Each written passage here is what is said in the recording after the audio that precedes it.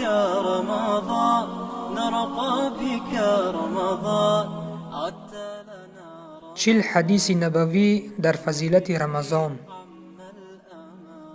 ونفوسنا فيه تصان به نام خداوند بخشنده و مهربان. از انس خداوند از او راضی باد روایت است که پیامبر صلی الله علیه و سلم فرمودند سحری خوری بکنید، یعنی پیش از صبح در رمضان، زیرا در آن برکت است. پیش از دمیدن صبح در ماه رمضان سحری خوری نمودن سنت است. پیامبر صلی الله علیه و سلم سحری خوری ماه رمضان را تشویق نموده آن را برکت گفته است.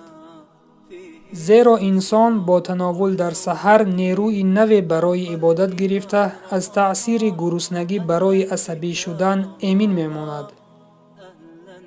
همچنین روزدار در وقت سحری خوری نمودن به ذکر و یاد خدا مشغول شده برکت زیادی را به دست می آورد. یا به طعام سحری خوریش نفران محتاج را شریک گردانیده ثوابی زیاد به دست می آورد. پیروی از سنت پیامبر صلی الله علیه و سلم ثواب و برکت دارد و از جمله سنت های پیش از صبح خوردن خوراک سحری است. پس برادران عزیز پایبند این سنت پیامبر باشیم.